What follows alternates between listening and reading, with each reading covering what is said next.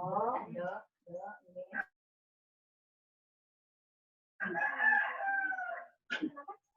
Pak, beberapa yang lagi. Ini mau dimulai? Ini mulai kelihatan. Ada di tunggu tekan.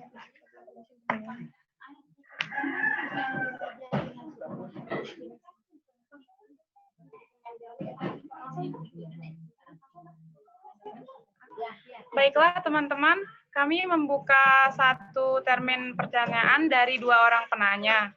Teman-teman ada yang ingin mengajukan pertanyaan, silakan tekan raise your hand di akun Zoom-nya.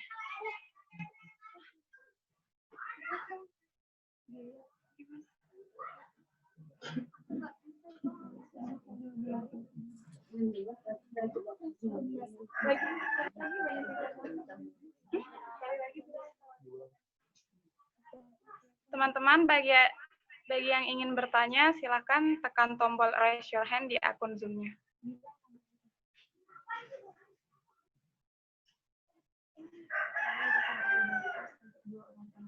Oh ya, nanti akan ada door prize untuk 2 orang penanya pertama.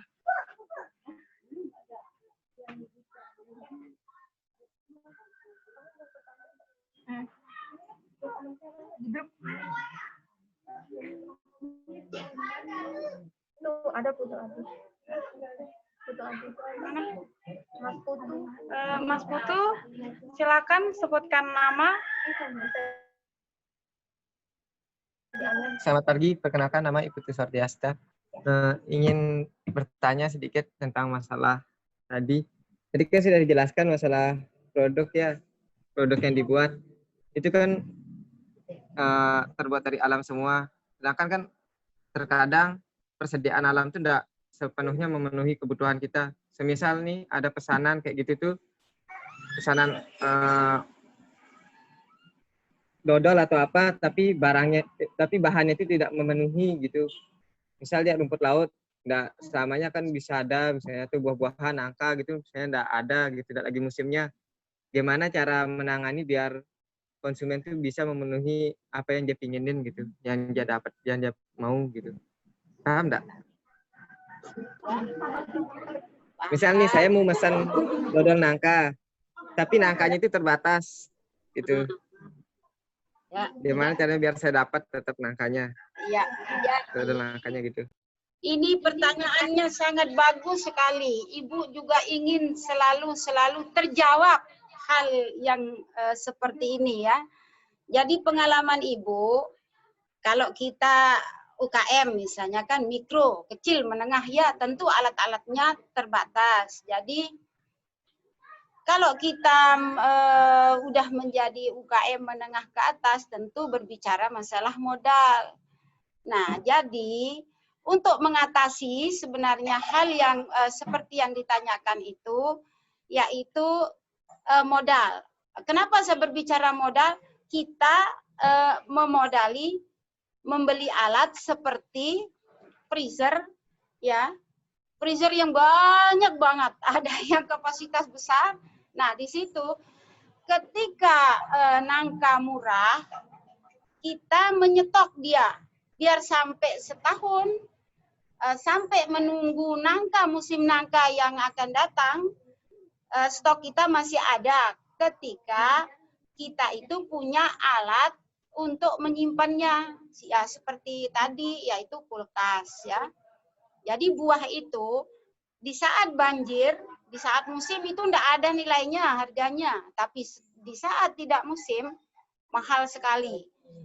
Jadi kalau kita ingin selalu ada produk kita itu seperti yang di Figur, yang di Kris di Jawa itu, waktu saya studi banding ternyata berapa kali berapa dia punya box penyimpan itu ya, yang nilainya mungkin udah nggak bisa dihitung, miliaran mungkin ya. Jadi ya salah satunya untuk mengatasi itu yaitu kita harus punya modal banyak untuk membeli alat dan bahan itu tadi untuk menyimpan. Jadi itu solusinya kalau permintaannya banyak. Kebetulan Ibu juga mengolah yang namanya buah-buahan, yaitu keripik nangka, dodol nangka, dimodif dengan rumput laut. Nah, kalau rumput laut, yang penting kita punya uang. Kalau kita sudah bersihkan, kita simpan sampai kapan itu bisa. Tapi kalau buah, kalau rumput laut disimpan pakai karung aman kalau sudah kering. Tapi kalau buah harus kita punya box freezer yang banyak, yang kapasitasnya banyak. Jadi itulah jawabannya kenapa Ibu berbicara modal ya. Jadi salah satu untuk mengatasi itu yaitu kita harus punya tempat penyimpanan buah di saat banjir. Di saat tidak ada buah, kita tetap memproduksi dengan bahan yang kita siapkan tadi, yang sudah kita taruh di freezer tadi. Jadi cuman itu yang Ibu bisa jawab. Bagaimana penanya? Gimana Mas Putu? Oke, terima kasih atas jawabannya. Oh ya, untuk pertanyaan kedua, teman-teman ada yang ingin bertanya, silakan tekan tombol raise your hand.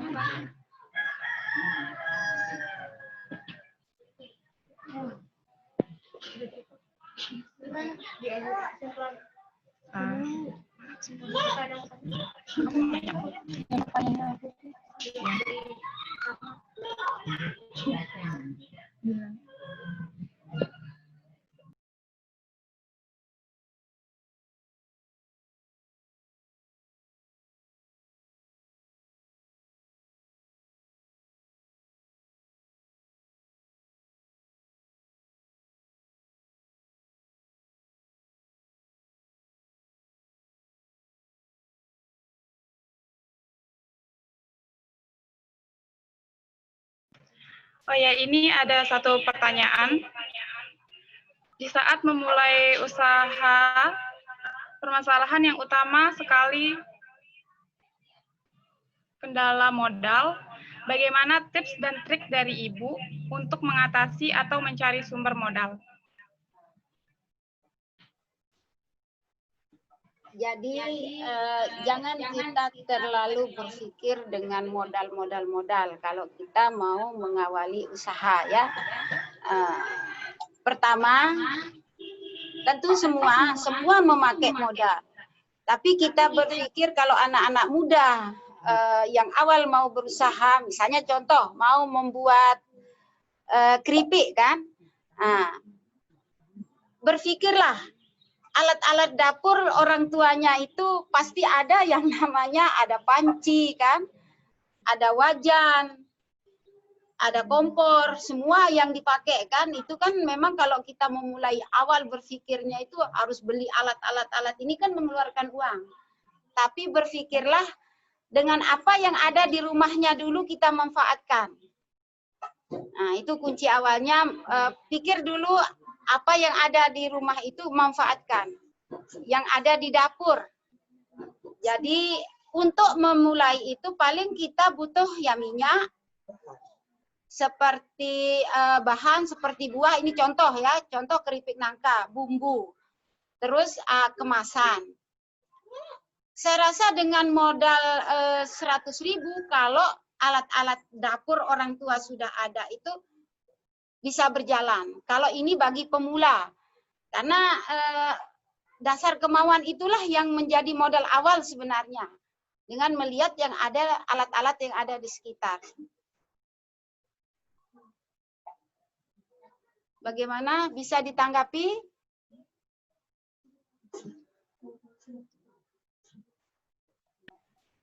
Cukup Bu katanya. Oh iya, cukup Bu. Ada satu lagi pertanyaan. Oh iya. Ada satu pertanyaan terakhir lagi Bu. Iya, silakan. Di tengah situasi pandemik ini, kan banyak masyarakat yang tiba-tiba berwirausaha. Nah, bagaimana cara Ibu menghadapi dan mengatasi semakin banyaknya saingan yang muncul? Jadi baiklah. Nah, ini suasana yang terjadi saat ini berturut-turut ya, musibah dari gempa, dari musibah ini. Jadi yang sangat merasakan dampak besar ya adalah pengusaha-pengusaha yang besar, seperti toko oleh-oleh. Itu yang sudah mengeluarkan modal banyak. Nah, bagi yang pemula yang mau berusaha itu kan risikonya kecil. Jadi bagi ibu selaku UKM yang sudah berusaha, karena kita sudah tertanam di dalam hati kita itu bahwa rezeki itu kalau udah rezeki tidak akan lari kemana-mana. Jadi tanamkan dulu yang perasaan seperti ini bagi UKM yang sudah jalan. Jadi sekarang ini banyak UKM pemula dan UKM yang lama ketika suasananya seperti ini, seperti membuka toko oleh-oleh, orang tidak ada yang datang masuk, dia melalui pemasaran seperti ini, internet. Jadi dia memasarkan lewat online, dia antar ke rumah. Jadi itu salah satu cara mengatasi. Tapi kalau masalah persaingan, saya rasa mari kita bersama-sama berpikir positif aja. Jangan, kalau memang rezeki itu walaupun kita ada di dalam rumah, pasti kita akan dicari untuk mencari produk kita. Jadi pengalaman Ibu yang saat ini, ya alhamdulillah di tengah-tengah situasi kayak begini, saya merasakan dampaknya walaupun kekurangan uang, tapi kebersamaan kita berada di rumah itulah nilai yang sangat berharga menurut Ibu. Karena biasanya kalau orang usaha, jujur aja, kalau sudah menginjak ke pesanan-pesanan itu, yang namanya urusan rumah tangga, mengurus anak, makan minum, keluarga itu terbengkalai.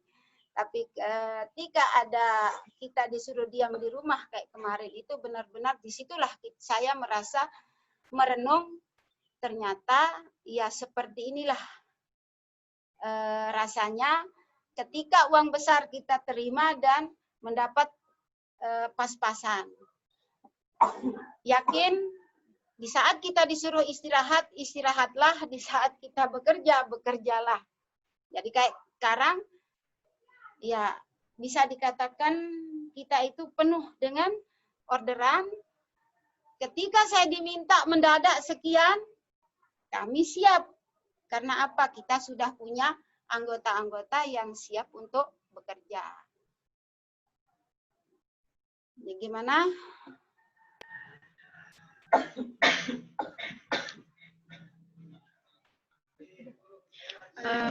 Ada lagi Bu, ini pertanyaan dari Dwiki.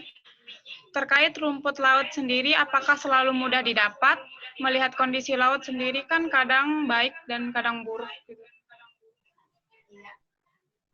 Ini ya, jadi sekarang petani memang banyak mengalih profesi. Contohnya kayak di Gerupuk, di Ekas, di Serewe itu, di situ banyak petani menanam rumput laut.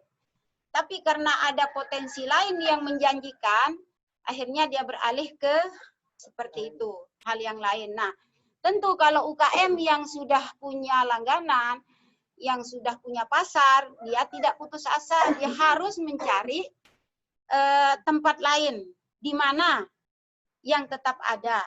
Jadi kalau masalah Ibu tentang rumput laut, saya rasa tidak ada masalah. Yang penting kita ada punya modal, kita harus mencari di tempat-tempat lain. Di provinsi lain juga bertani. Jadi contoh kayak di NTB, di Lombok Tengah berkurang, tapi di KSB sana, di Kertasari sana benar-benar rumput lautnya tidak pernah stop dia menanam. Karena sudah ada pasar yang menerima dia punya tanaman.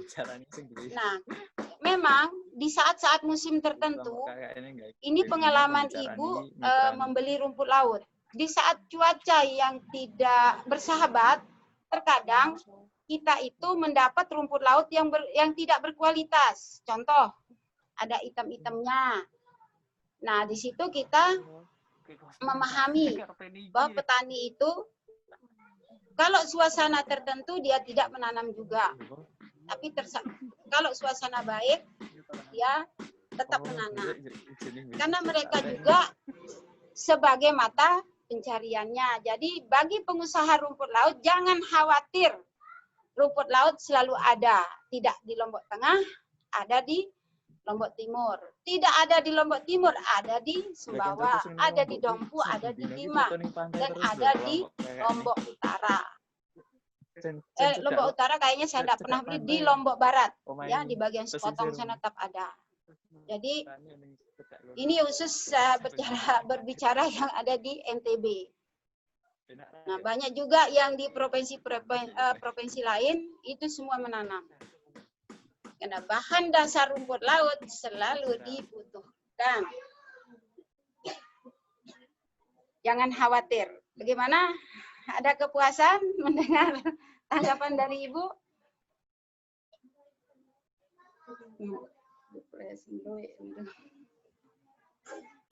Mana Mas Dwiki? Mbak, sorry, maaf.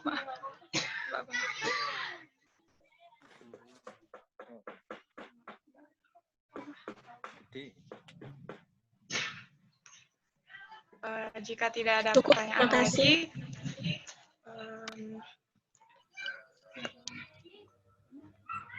jadi kesimpulannya itu adalah tips dari Ibu Hadni bagi teman-teman semua yang mulai usaha itu terdiri dari 3 hal, yaitu niat, kerja keras, dan ikhlas.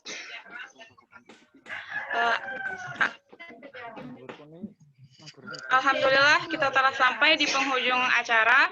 Terima kasih kepada narasumber Ibu Hadni. Terima kasih juga teman-teman peserta webinar yang sudah mendengarkan dari awal sampai akhir. Saya sebagai moderator, jika ada salah kata, mohon maaf.